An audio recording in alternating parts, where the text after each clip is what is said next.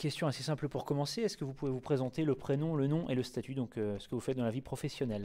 Ok, donc Patrick Magalaès, je suis gérant depuis bientôt 5 ans des agences Visit Co en Normandie.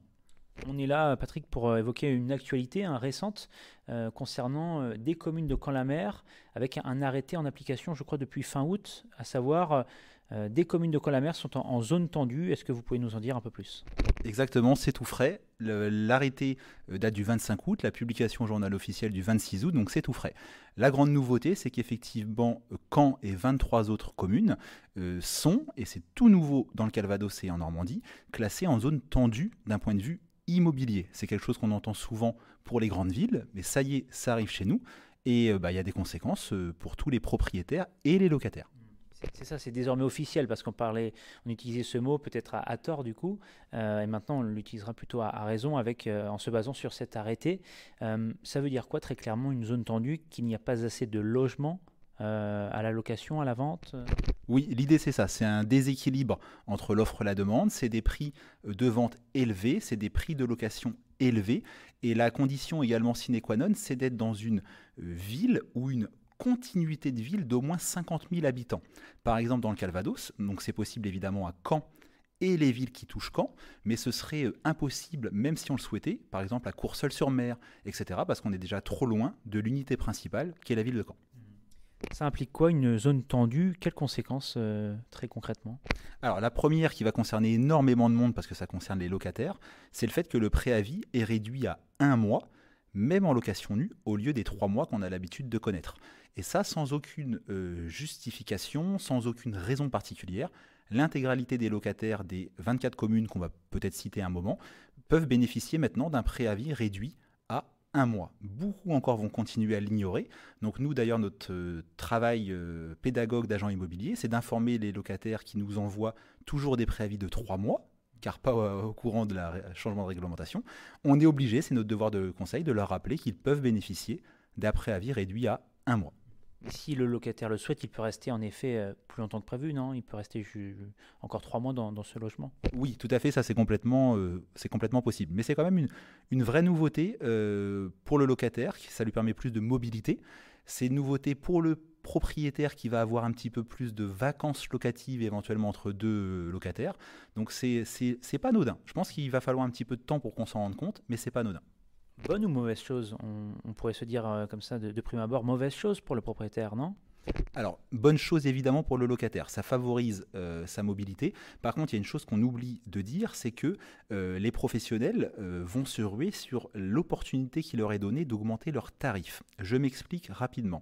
À aujourd'hui, les honoraires d'une agence immobilière sont encadrés pour la location. On ne peut prendre plus de 11 euros du mètre carré pour gérer un bail, un état des lieux, etc. Sauf que le classement de Caen et des 23 autres communes en zone tendue permet aux professionnels de l'immobilier dont je fais partie d'augmenter de 2 euros du mètre carré les honoraires pris. Donc je vous assure qu'il va falloir quelques semaines, mais que les barèmes des agences immobilières plafonnées, encadrées par l'État, pas revalorisées depuis longtemps, vont augmenter de 2 euros du mètre carré. Si on prend un logement de 50 mètres carrés pour se donner une idée, eh ben ça coûtera 100 euros de plus à un locataire à partir de maintenant dans ces 24 communes. C'est ça, vous l'avez dit, à la charge du locataire. Exactement, à la charge du locataire. C'est la même chose pour le propriétaire également. Les honoraires sont toujours partagés moitié-moitié, mais les 100 euros qu'on vient de citer, c'est bien pour le locataire. Donc, Pourquoi ce changement? Donc c'est vous les gagnants dans l'histoire? alors, on pourrait le voir comme ça. D'un autre côté, moi j'ai été plus à l'aise avec le préavis de 3 mois permettant, notamment pour mes propriétaires, de rechercher sereinement un locataire, d'avoir une vacance locative proche de zéro, et un marché que je trouvais peut-être un peu plus équilibré de cette façon-là. Donc on pourrait se penser être les gagnants pour 2 euros du mètre carré, mais ça va surtout nous obliger à retravailler à nouveau dans une urgence qu'on n'avait plus l'habitude d'avoir. Oui, parce qu'un mois, ça passe très vite. Donc en un mois, il faut tout faire. La sortie du logement, les visites, trouver donc le futur locataire et puis établir tous les documents et notamment le bail. Exactement, le délai de 3 mois permettait d'avoir, sauf pour un propriétaire qui propose un logement en mauvais état, permettait d'avoir une absence de vacances locatives, franchement. Quand on va revenir à un délai d'1 mois, qui est un délai qui existe déjà pour ceux qui font de la location meublés. Et donc là, on le voit en location meublée, il y a toujours un petit peu de vacances locatives, parce que vous avez raison, Joris, un mois, ça passe très vite. Est-ce que selon vous, il va y avoir plus de mobilité, plus de rotation? Est-ce que, il y aura moins de demandes? En tout cas, est-ce que la demande trouvera plus facilement chaussure à son pied? Est-ce que selon vous, c'est un dispositif efficace? Oui et non. Efficace parce on y voit bien l'intérêt de faciliter la vie du locataire et c'est normal. Non efficace parce que moi je le vois pour proposer des biens en location hors logements sociaux. Mais on le voit que l'État a du mal, tout gouvernement compris, à produire beaucoup de logements. Mais pour produire du logement privé, ce qui représente la grande majorité des logements locatifs en France, il faut qu'il y ait des particuliers, des petits porteurs, comme on les appelle, qui achètent des biens immobiliers pour les louer. Et tout le matraquage qui se passe depuis quelques années, et notamment ce signal qui va dans le mauvais sens pour le bailleur, ne le motive pas à acheter. Donc je pense que d'ici 1 an ou 2, tout comme concernant le rétropédalage qu'on a sur les dates liées au DPE, etc., je pense que d'ici 1 an ou 2, on se dira peut-être, ça n'est que mon avis, mais l'enregistrement en sera témoin, que c'était peut-être pas une bonne idée. Parce que on voit qu'il y a une chasse au logement abritant des courts séjours, très clairement pour le Airbnb. Là, le propriétaire pourrait se dire, je vais peut-être me lancer dans le Airbnb qui est plus rémunérateur et en raison de ce changement de délai de préavis.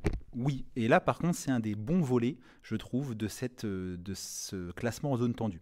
Le classement en zone tendue, il a 4 impacts. Le principal, on vient d'en parler, c'est le préavis réduit, c'est celui qu'on voit le plus.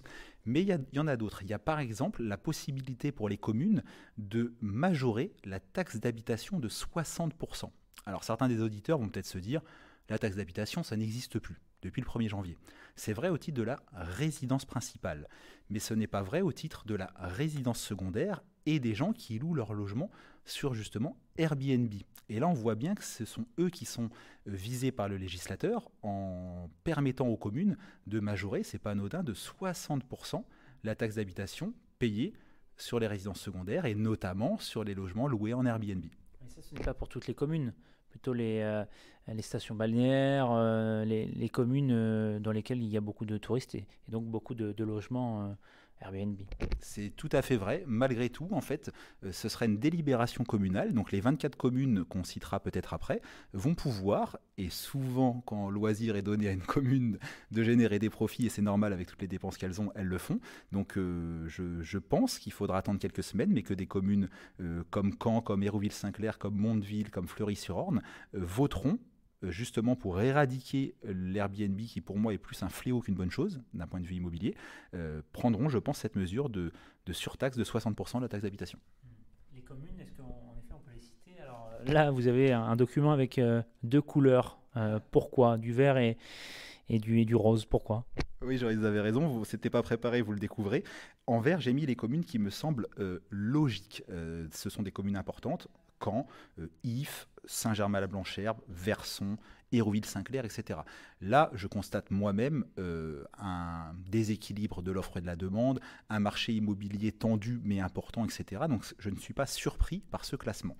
Je vois par contre des communes comme Mouan, 1500 habitants, comme Mondrinville, 502 habitants, comme Baron-sur-Odon, j'habite la commune juste à côté, Baron-sur-Odon, commune de 895 habitants, et qui vient d'être classée en zone tendue.